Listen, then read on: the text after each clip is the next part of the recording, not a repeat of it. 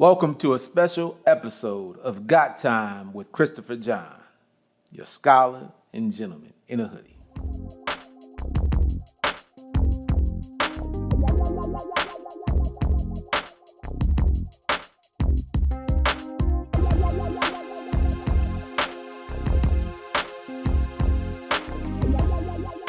The realities of the need for forging family bonds are a critical element of the Juneteenth narrative. After emancipation, formerly enslaved people sought to reunite with family members who had been separated through a system that denied their humanity.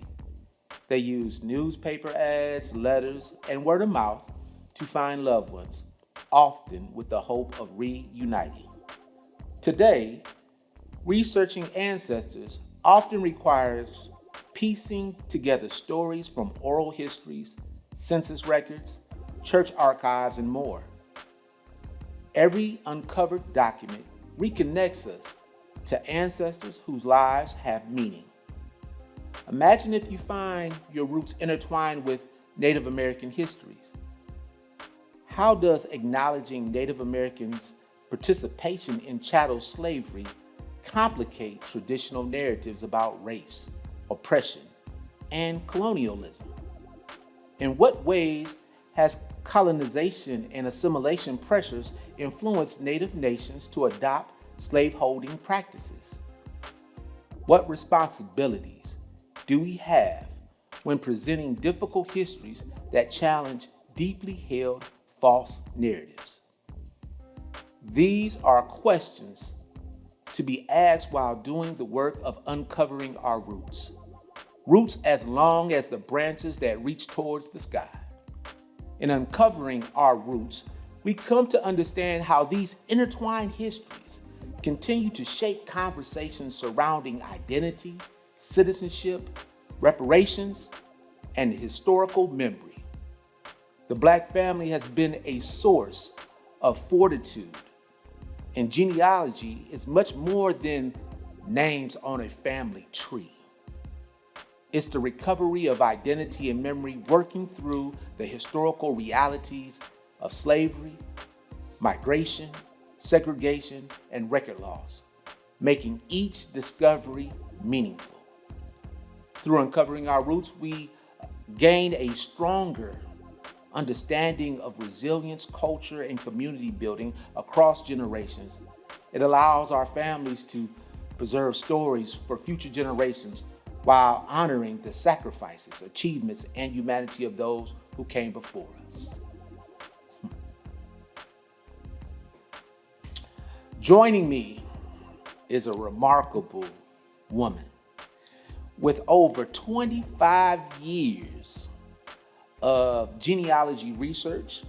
She is the founder of Nikki's Roots and Records, a professional family search company that helps reconnect families, reconnects histories, and so that you can uncover these wonderful stories about the lineage of respective families.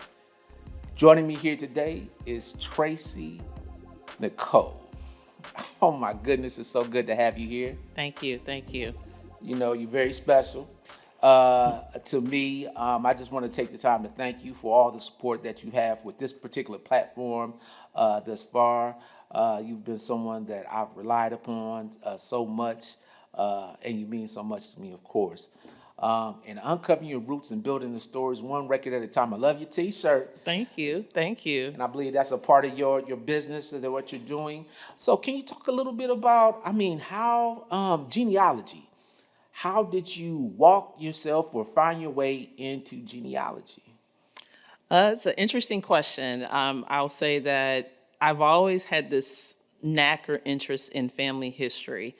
I can go back to even when I was a teenager and I was asking my parents questions about where they came from. And I think one time for their anniversary, put this little family book together on paper, and I took pictures and I wrote when they were born and what their parents' name was. So it's that this feeling has always been there for a long time. And then I will say that probably I really got into genealogy when I was pregnant. with my first child. You can say with our first With child. our first child. Absolutely. That was about 2000. And I realized that I was missing parts of my mom's history. So my mother passed away when I was 19. She was only 41. And then 18 months later, her mother passed away. So within a span of 18 months, I lost most of my maternal connection from a historical perspective. My mom came from a small family, so she had one sister. So really didn't really have much maternal pieces left. So I really started to just dive into the records that were available to just start to see like what else was there. I would, talk to my dad, talk to my uncle and my aunt, ask questions. That's kind of what started this foundation of what I'm now founding in my company, Nikki's Roots and Records today. Outstanding. And we have, you've published 2 books related to your family. One of my favorites is this Bourbon. Yes. And it's spelled Burben. And it says the blending of 2 families. Can you talk a little bit about that name? I just thought that was very clever of how that is combined, because that's a combination of families, correct? Yes. So this book, I wrote this book in 2007, and it was for my dad's family history. So the Bourbon is the blending of his dad and his mom. Burl Randolph is my paternal grandfather, and Benella Fields, her maiden name, is my grandmother. So that's where the Bourbon comes from. Wow. Okay. And then you have the address you grew up on. Yes. In Kansas City, Missouri, KC Mo. Right. And you have this here, and so you've been doing this, as we said, for some time, and you've been invested into this work, and so you were doing this from a personal level.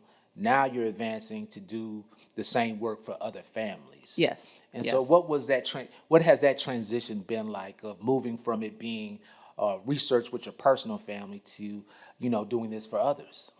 I think it's something I just finally had to tap into and say, I can do bigger. I can be bigger than this. Like, you can research your family history. I've been doing this now for over 25 years, and I still find more and more things every day with using records and whatnot. But I did volunteer at the National Underground Railroad Freedom Center for a little while, and used to volunteer in their Family Search Center. And there I started to, people would come in, I would start helping people, they ask questions. And then just from a time perspective, I didn't have much time to continue volunteering there. But then one day, one of your friends, I'll say, reached out to you and said, hey, can you help my partner find his family? And I think within probably, a couple of hours, I was able to find different pieces that he was looking for. So all he had was the name of his father and what side of Cincinnati that he grew up in. And so I started to just dive into the records of, let me look at census records, let me look at marital records, also let me look at yearbook records. And so while we didn't find, because he was looking for a photo of his dad, that's the one thing that he didn't have. So while we weren't able to find a photo of his father, we were able to find the full names of his father, the names of both his father's parents, so his grandparents, where they came from. So I think one side of his family grew up in Cincinnati, the other side came from Georgia. And we were able to find a picture of his uncle. Wow. And so his uncle, I believe, went to West High School. So when, I provide that information back, to your friend, and she said he was so amazed at just what we were able to find with that. And actually it brought him to tears because he didn't know that part of his family. And the turnaround for you to get that information was less than 48 hours, I believe. It was just a couple days. Yeah, it was a couple days. So and it was that moment where I said, I could be doing this as a business. And I think, as I'm still working, and I'm trying, but also thinking about what am I going to do after I stop working? Because I'm just not a person that just can sit down. So I feel like I'm turning hobby and passion into something that could be a little, it's a new side gig, new hustle for me. Right. And it's meaningful. It's a meaningful hustle, so I know that you started this work. You talked about your mother. And one of the things, and I would say for those that are trying to trace their family history, you talked about having a name. And names are so important. But we know as Black people in Black families, we have nicknames. Although your name is Tracy, much of your family calls you Nikki. That's right. You have Pookie and them, and whatnot. And so names play a very significant role. And so in tracing back your own family, you found a nuance that deals with your very own mother and her name. But if you can just share a little bit of that story. Sure. So we were told growing up that my mom, and she's even said she didn't like her name. So her name, Denisa Gale.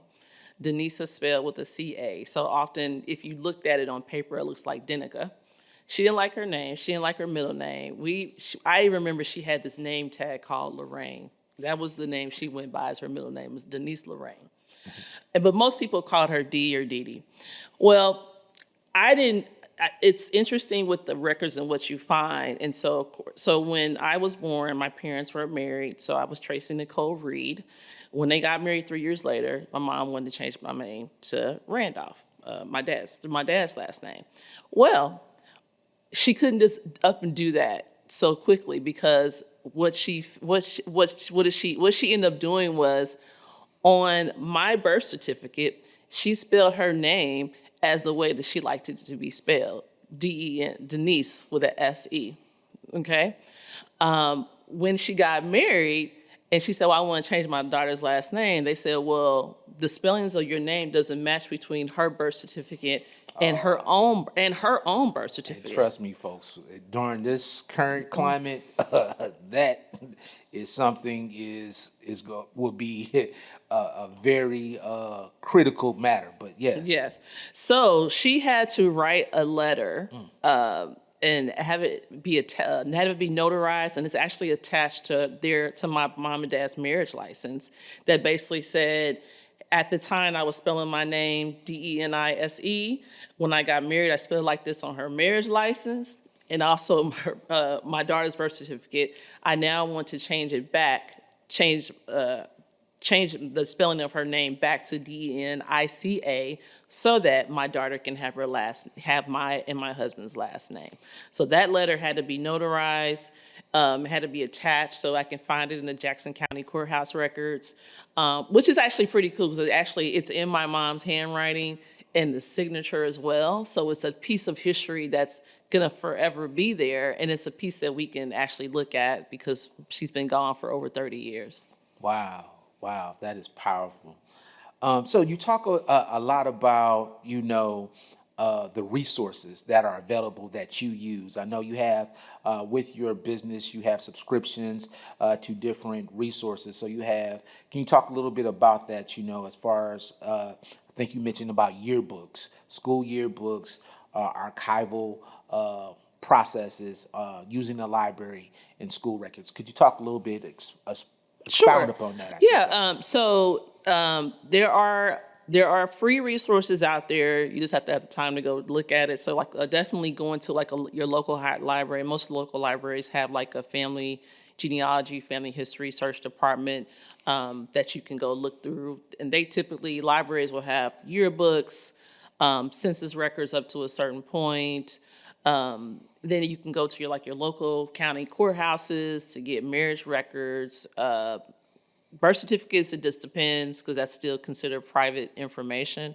Depends on the jurisdiction you're living in. But I currently have subscriptions to with Ancestry.com, where I leverage that often because it also kind of has all the records all in one. It's like a one-stop shop. You also have the family search. Family search site that's sponsored by the Latter-day Saints. That is a free site, free to anybody. You just have to sign up and join. And then a lot of records now are being digitized. So it's just a matter of searching. You have to go and search for just, you Google, you put things into Google, search what you're looking for. And then you also have, there's also another website called fold.com, which has all like the military records in it. Not all, but all to a certain point.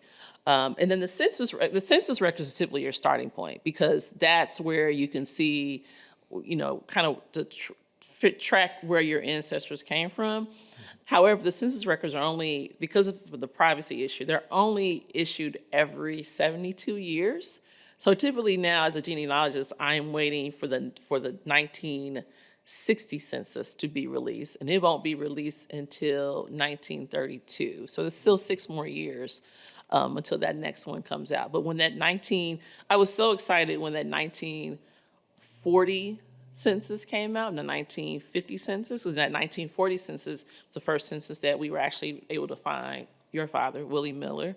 1950 census, I was able to see where my grandparents were living. My grandmother, I had found her all the way back to 1920 census. But the census records are pretty cool, and I think a lot of genealogists, they get excited as it gets closer to the next census for coming out. So we're almost halfway there. So you mentioned the census record. So when is the next census records to be released that's upcoming? The next census record will be released in 2032, so 6 years from now, and that will be the 1960 release. It's 1960 census that's coming out. Okay, outstanding. Wow. And you said, I know that's excitement for you because that's basically new records being uncovered and more documents being uncovered. Correct. And so more opportunity for family histories to be discovered. Yes, it's getting closer to. So when that census comes out, I'll be able to actually see my parents. I should be able to see my parents on there, as well as their siblings. Wow, wow. So, I mean, I guess the difference is a lot of this anyone can do on their own. And so using your service and you being using a genealogist, I would have to imagine it's a time crunch issue to where, yes, I could do maintenance on my car if I look at how to do certain things. But if I take it to an expert or a specialist, it's done. I don't have to worry about, investing my own personal time in it. Would you say that's the benefit of having a genealogist to work on your family histories? Yes, that is a benefit because, just like a mechanic, the genealogist knows which records to look for. Like if you tell me exactly what you're looking for, I can find those particular records and use those resources to get at it more quickly than maybe you can yourself. Outstanding. Now, one of the things that I think is real fascinating and what I started out was to talk about, often we find that our histories are blended or intertwined. We often don't talk about Black-Indigenous people and Freedman descendants. They often remain in marginalized conversations. And so you personally have this history connected with Freedman. Can you, share, that journey and discovery at this part of your family lineage? Sure. So back in 2006, when I was working on the Bourbon book, I interviewed my grandmother, Benella, and she would say, "I'm a Creek Freedman." And I'm like, "What is that?" Because no one in the family has ever talked about it before. And she said it was part of the Native American tribes and whatnot. So when I actually started to do more research, I was like, oh, this is actually a freedman is an enslaved tribe, an enslaved group of the tribes. So what our government calls the 5 civilized tribes, you have Choctaw, Creek, Seminole, Cherokee, and I'm missing one more. I can't think of the other one. Chickasaw. All those tribes they enslaved people, and so once the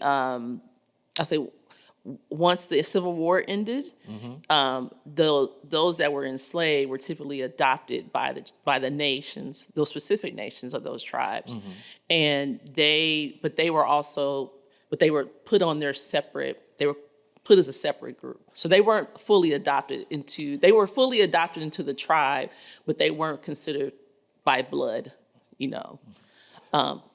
So I want to ask this, and I think this is very important. So I often wonder, because I've talked about using the word civil.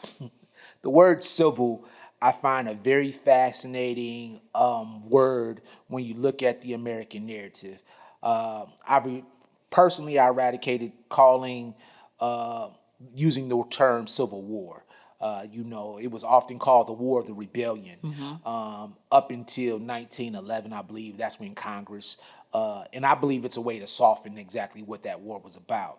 Now, in this context of the civilized tribes, there are countless numbers of Native American tribes, of Native indigenous people and tribes. But I find it fascinating that these 5 are called civilized, and a lot of it has to do with because they adopt a lot of colonial type behaviors, which include enslaving Africans. Correct. And so I didn't really delve down into what the civilized term meant until recently, kind of really digging into the Creek history and, looking at the works done by like Angela Yee Walton and others who really have dived down into Freedman history. And so if you think about, like you said, Native Americans were here a really long time, hundreds of years before Europeans arrived. And so they ended up starting to adopt a lot of the European practices. So education, religion, owning land, and eventually having slaves. And so because you need people to work the land, well, this is what the Southerners do. They have people working the land. We need to practice and adopt that. So I think based on research I've seen, the civilized term was more about the government looking at them a little bit differently. Because if you think about what we learn in school, we don't learn much. I mean, when we talk about Native Americans, the first time I heard about Native Americans in school was about Thanksgiving. The Puritans, and they all held hands. That's kind of how they were framed. And then you hear about the Trail of Tears when they were kicked off the land. Even then, you didn't really hear anything about freedmen, And so, so you don't hear about freedmen. You don't really also hear anything about all the other tribes. So there's a lot of work there were a lot of Native American tribes, even in the Ohio region, that were also pushed westward as well for the same thing. But the federal government they don't call them civilized. They're not part of the 5 civilized tribes. Some of them are federally recognized. A lot of them are just recognized on a state level. And I believe out of those 5 nations or tribes, that the Seminoles stand out because they had more of a partnership with Africans versus enslaving them. They were included into the tribe, yes, because knowing that their rations had to be shared among the community there, among the tribe. And so they were not necessarily enslaving Africans. It was more of a partnership.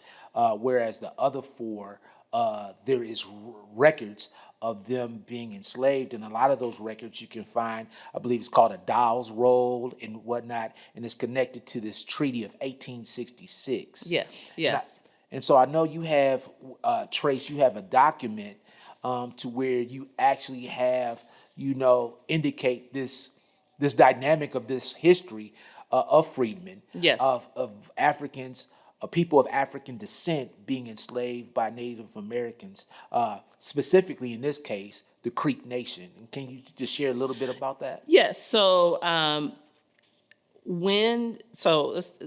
there's a little bit more history about the Creek Nation. So the Creeks were originally in the Georgia and Alabama area.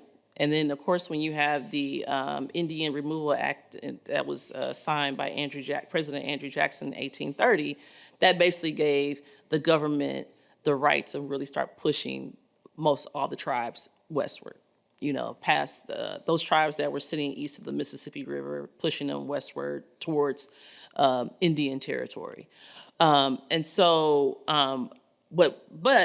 the government also did a lot of treaties. They did a lot of things with the Native Americans as a way to, I guess, be peaceful. But a lot of it was done by force. And so so you have the Dawes rolls, and the Dawes was started by this man named Henry Dawes. He was a politician in Massachusetts. Mm-hmm. And so in his mind, in order for the Native Americans to really to get rid of to stop being communal and tribal, we need to get them off the land. They need to assimilate into, American society, mm-hmm. and to adopt American practices.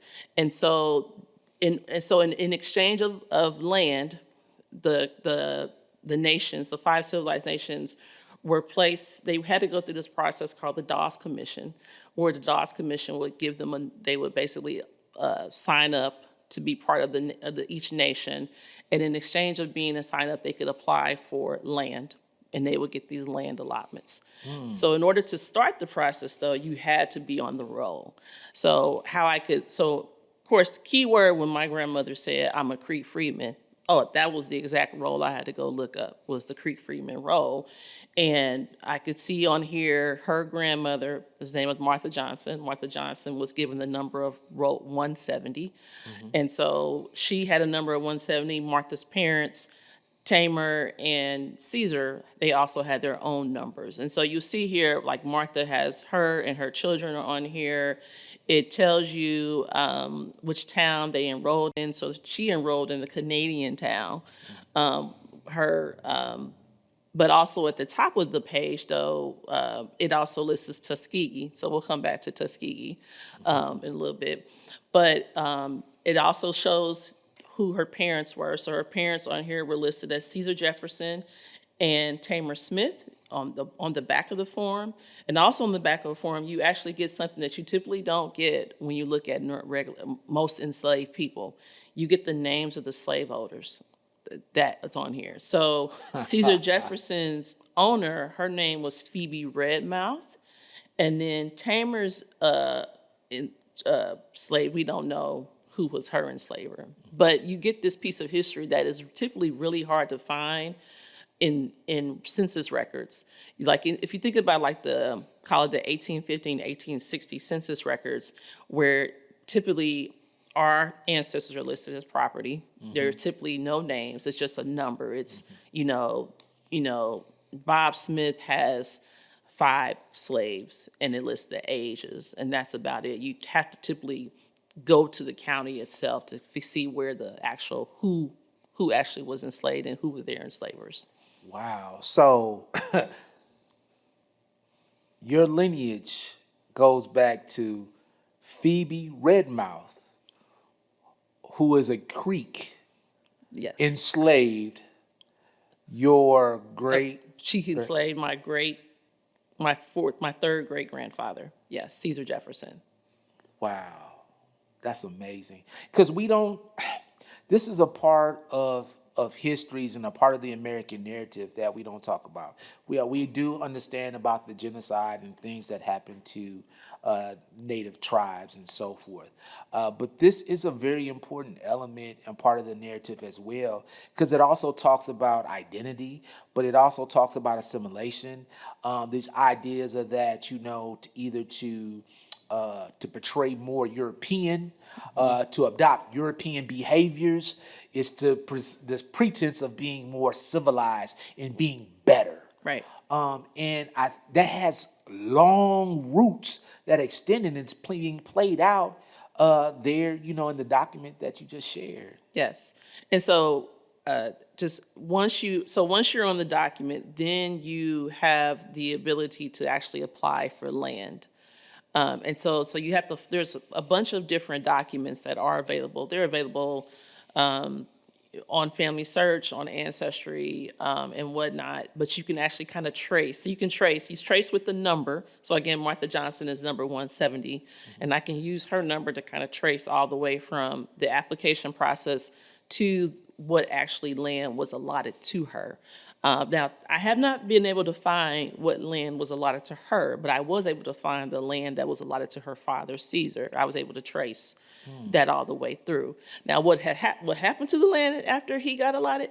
I don't know. We know what happened to the land. So a whole bunch of politics and deception to get that land back because, there was a movie that just came out in recently, Sarah's Oil. Yes. I believe. And it talks about, I believe she, this young girl was allotted a lot of land because she was on the roll. She was Creek Freedmen. Yeah, she was a Creek Freedman. It's a wonderful movie. If you have an opportunity to watch it, please watch it. It's very significant part of our historical narrative. But that movie, it plays out all the trickery that was involved in trying to get her land because what was on her land that was very precious? Oil. Yes, oil. And so, this really brings credibility to that storyline and to basically a lot of things that might be unfamiliar to many of the listeners and viewers. So, so you talked about the role and whatnot. Now, there's also, too, a little bit, could you talk a little bit about this treaty, the Treaty of 1866, and why is that so significant as well? Because I see that pops up a lot, and it's a part of recent debate as well. Right. So in 1866, so it was after the Civil War, or the War of the Rebellion, as you like to call it. I appreciate it. New treaties were required by the tribes to end slavery and recognize the freedman citizenship. So there was a treaty in 1866 with the Creek Nation that required emancipation and recognized the Creek Freedmen as citizens within the tribe. So that's where that comes from. And then more recently, and then let me just go back. In 1979, the Creek Nation decided to end citizenship of those that weren't declared to be by blood. So if you go back to the Dawes rolls, there were two rolls per se per tribe. You had the roll that were by blood, so any Native American that could establish that they were by blood, and then you had the rolls for freedmen, which were typically the enslaved people of the tribe. However, though, freedmen could be Black people could be on by blood as well as by. I was going to ask that. By freedmen, but a lot of the times they didn't. I guess there were some tribal policies that they weren't supposed to mix between the enslaved and the Native Americans. But people did anyway because humans are humans. But that typically, though, when these rolls came out, they broke families up in terms of you might have people that's on the by blood roll and you have people that were on the freedman roll.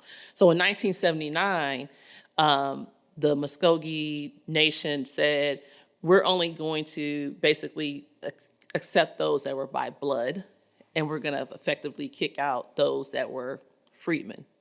So they were not adhering to the treaty. The treaty in 1866. So in 1979, they made their own. They adopted this new constitution and language, and effectively ended the freedman citizenship. And so, essentially, my grandma had her Creek Freedman card. She would have got kicked out from the tribe. Then if you speed forward to 2025.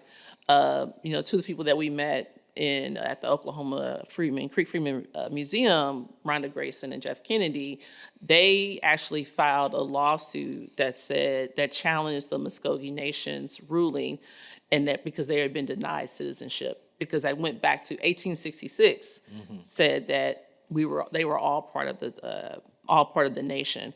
The Muskogee Supreme Court ruled in their favor. However, they've been, the tribe, the nation has been really slow dragging their feet on accepting applications. So that's where you get Oh, into that is so European of them. very Principal Chief David Hill has been basically, not really following or complying with the Muskogee National Supreme Court's ruling, Wow. Wow. which kind of falls a line into what's going on today, Right. And so I know DeMario Solomon Simmons, I know, was the attorney for them that has tried the case. And I believe he's of Creek descent as well. And he talks about it, Creek Freedmen, I should say. I mean, this is just outstanding history. Now, one of the things I want to go back to, you talked about Tuskegee. Yes. And how Tuskegee was important. So can you talk a little bit about that aspect about Tuskegee? Yes. So when we visited the Oklahoma Creek Freedmen Museum in Oklahoma City, they had a nice museum. And one of the first things I saw on this map was Tuskegee. And I was like, what's that? I mean, because given that we have a daughter that graduated from there. Yes. And so TU. And so it was very fascinating to understand that history of the Creeks were in that Alabama area. They were in that area of Tuskegee, and it was also called, at that time, called Tuskegee, like spelled with Taskigi.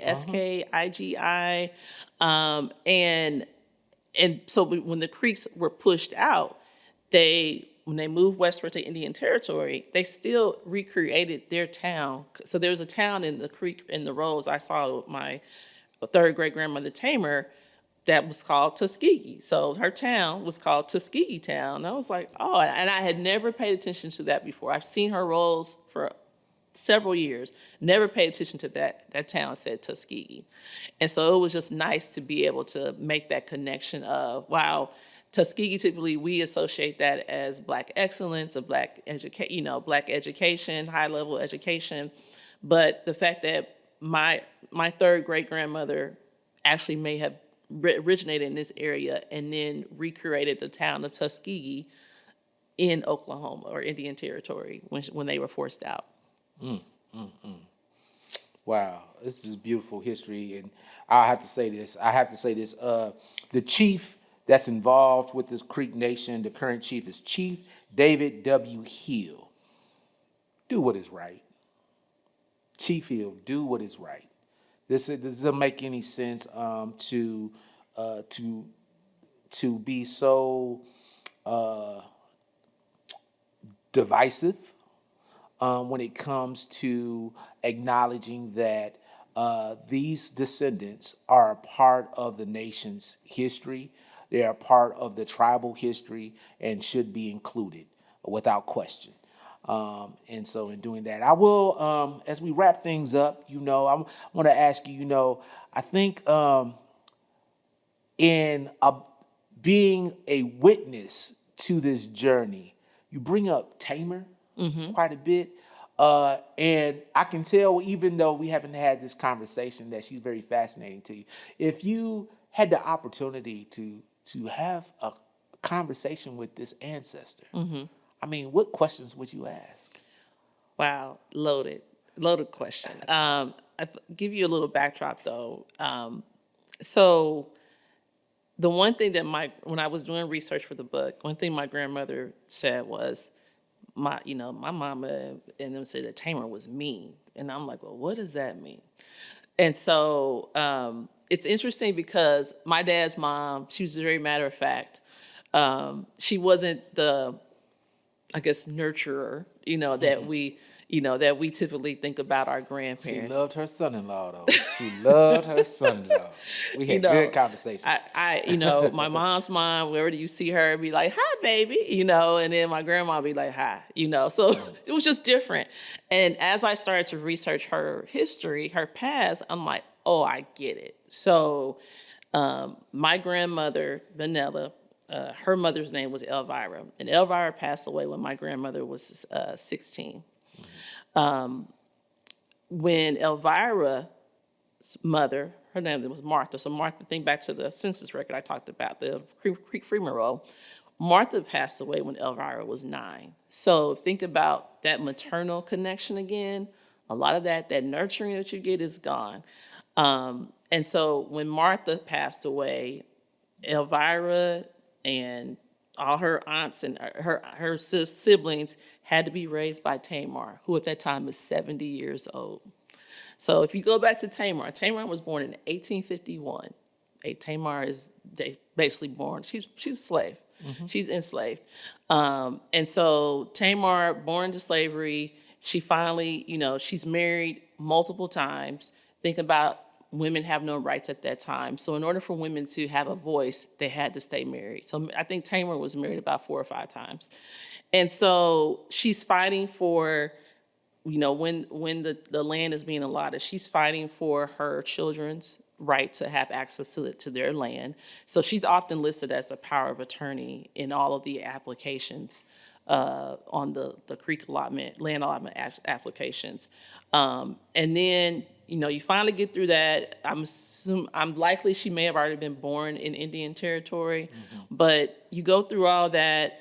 You finally get some land, and you're thinking, okay, life is grand. I'm 70 years old, and now I got to raise 6 more kids because my daughter has passed away. I can understand why she might not be as gentle as people might want her to be. But it's interesting though, because whereas I would have expected maybe Caesar to be listed as a power of attorney, just because I think we're just kind of programmed because he's the man. Patriarchy. Yeah. She's listed as a power of attorney for Martha and her and Caesar's sons as well for the land. So I would like to ask her, what was it like just being in that time? Like, did her parents have to travel through the Trail of Tears? And, what was living in Tuskegee town like from a customs and practice perspective? What was that community like? And I think that might be one of the essential parts of this genealogy work, is it helps shape your understanding of those who came before you. You can understand why their behaviors were in a certain way because of the life that they had to live and endure and the circumstances. If you're talking about 1851, so yes, so that means that this is someone that endured enslavement, that saw emancipation, they saw a war, but also someone who lived through the rise of Jim Crow as well. And then you have this intertwined histories with being Black and being a member of a tribe as well. So those are dynamics that help shape you. It does. It shapes me, and also maybe help me better understand more about my grandmother too, because that's my grandmother's lineage. And she maybe didn't have it as tough as Tamar, but she had it tough and was able to persevere and move herself. She decided at the age of 18, I'm not staying in Muskogee. I'm moving to Kansas City, and that's where she moved, and that's where she raised her children, and all of her grandchildren were mostly raised. Well, thank you for coming to the table. Thank you for sharing your work and your story, and inspiring us to continue to uncover our respective roots, and you challenge us to be engaged with our family histories. And so I appreciate you. Thank you for the work that you continue to do. Thank you. Thank you for having me. Nikki's Roots and Records. Nikki's Roots and Records.